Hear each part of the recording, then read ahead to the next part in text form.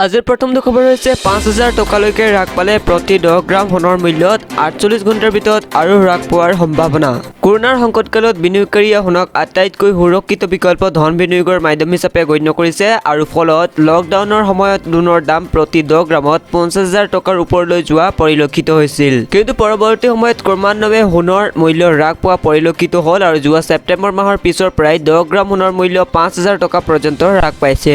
আমেৰিকাৰ ৰাষ্ট্ৰপতি Donald Trump আৰু তেওঁৰ পত্নী মেলানিয়া ট্ৰাম্প কৰোনাত আক্ৰান্ত হোৱাৰ পিছতে সমগ্ৰ বিশ্বৰ শ্বেয়াৰ বজাৰ নিম্নগামী হোৱা পৰিলক্ষিত হৈছে আৰু ইয়াৰ প্ৰভাৱ পৰিছে সোণৰ মূল্যতো। ছেপ্টেম্বৰৰ প্ৰথম দিনটোতে প্ৰতি ১০ গ্ৰাম সোণৰ দাম আছিল ৫২,৬৩৮ টকা। সেইদৰে ১ অক্টোবৰ তাৰিখে ৫১,৩৮৯ টকা আছিল ১০ গ্ৰাম সোণৰ মূল্য। যোৱা আগষ্ট মাহত সোণৰ দাম আছিল প্ৰতি ১০ গ্ৰামত ৫৪,০০০ টকা, কিন্তু অক্টোবৰৰ ভিতৰত সোণৰ দাম প্ৰায় ৫,০০০ টকাৰ হ্ৰাস পোৱা পৰিলক্ষিত হৈছে। এতিয়া আগন্তুক ৪৮ ঘণ্টাৰ ভিতৰত সোণৰ দাম আৰু হ্ৰাস পোৱাৰ সম্ভাৱনা আছে। আশাৰ খবৰ, অসম আৰক্ষী পুনৰ প্ৰস্তুত হৈছে আপোনাক চাকৰি দিবলৈ। প্ৰশ্নকাকত ফাদিল লোৱাৰ পিছৰে পৰা অব্যাহত থকা বিতৰ্কৰ মাজতে ঘোষণা হ'ল অসম আৰক্ষীৰ উপ পৰিদৰ্শক চাকৰিৰ পৰীক্ষাৰ নতুন তাৰিখ। ৰাজ্যিক আৰক্ষী নিযুক্তি বৰ্ডে ঘোষণা কৰা অনুসৰি ৫৯৭টা পোষ্টৰ বাবে ২২ নৱেম্বৰত অনুষ্ঠিত হ'ব পৰীক্ষা।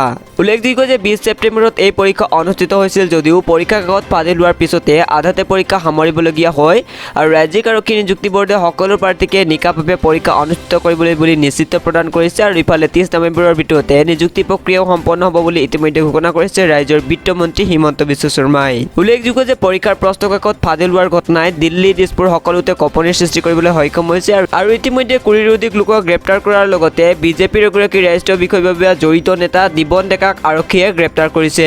কোভিড ৰোগীৰ জীৱন বচাবলৈ গৈ জীৱন আহুতি দিছে দেশৰ ৫১৫গৰাকী চিকিৎসকে। ঘাতক কোভিডৰ পৰা দেশৰ লাখ লাখ ৰোগীক বচোৱাৰ বাবে দিনে নিশাই শ্ৰম কৰি থকা চিকিৎসকসকলেও এতিয়া হাৰি যাব পৰা নাই কোভিডৰ কৰাল গ্ৰাসৰ পৰা। দেশত এতিয়ালৈকে কোভিড যুগত অক্লান্তভাৱে লাগি থকা ৫১৫গৰাকী চিকিৎসকৰ কোভিডত আক্ৰান্ত হৈয়ে মৃত্যু ঘটিছে। এই তথ্য প্ৰকাশ কৰিছে ইণ্ডিয়ান মেডিকেল কাউন্সিলে আৰু ইণ্ডিয়ান মেডিকেল কাউন্সিলৰ সভাপতি ডাক্তৰ ৰাজন শৰ্মাই প্ৰকাশ কৰা মতে মৃত্যু ঘটা চিকিৎসকসকলৰ ভিতৰে প্ৰায় আধা সংখ্যকৰ ক্ষেত্ৰত চৰকাৰে বিধি অনুসৰি ক্ষতিপূৰণ আদায়ৰ ব্যৱস্থা কৰিছে আৰু বাকীসকলৰ ক্ষেত্ৰতো চৰকাৰে ব্যৱস্থা গ্ৰহণ কৰিব বুলি তেওঁ আশাবাদী। আৰু ডাক্তৰ শৰ্মাই প্ৰকাশ কৰে যে কোভিডত মৃত্যু ঘটা চিকিৎসকসকলৰ ভিতৰত ২০১ গৰাকীৰ বয়স ৬০ৰ পৰা ৭০ বছৰৰ ভিতৰত, ১৭১ গৰাকী চিকিৎসকৰ বয়স ৫০ৰ পৰা ৬০ বছৰৰ ভিতৰত আৰু ৬৪ গৰাকী চিকিৎসকৰ বয়স ৭০ বছৰৰ ওপৰ আৰু ৫৯ গৰাকী চিকিৎসকৰ বয়স ৩৫ৰ পৰা ৫০ বছৰৰ ভিতৰত। তেওঁ লগতে কয় যে ১৮ গৰাকী চিকিৎসকৰ বয়স হৈছিল মাত্ৰ ৩৫ বছৰ আৰু উল্লেখযোগ্য যে কোভিডত মৃত্যু হোৱা চিকিৎসকসকলৰ ভিতৰে ২৪২ গৰাকী চিকিৎসকৰ মৃত্যুৰ পিছতে চৰকাৰে প্ৰধানমন্ত্ৰী গৰীব কল্যাণ আঁচনিৰ অধীনত ৫০ লাখ টকাৰ ক্ষতিপূৰণ আগবঢ়াইছে। কোভিড যুদ্ধৰ মাজতে গুৱাহাটীত আৰম্ভ হ'ল প্ৰতিযোগিতামূলক খেল, উদ্বোধন কৰিলে মুখ্যমন্ত্ৰীয়ে। কোভিড যুদ্ধৰ মাজতে গুৱাহাটীত আৰম্ভ হ'ল প্ৰতিযোগিতামূলক খেল। দেশৰ ভিতৰতে খেল আৰম্ভ কৰা প্ৰথমখন ৰাজ্য হিচাপে পৰিগণিত হ'ল অসম। শুকুৰবাৰে গুৱাহাটীৰ জৰ্জ খেলপথাৰত অনুষ্ঠিত হোৱা এথলেটিক্স খেলখন কোভিড প্ৰট'কল অনুযায়ী অনুষ্ঠিত হয় আৰু মুখত মাস্ক পিন্ধি অংশগ্ৰহণ কৰে খেলুৱৈসকলে।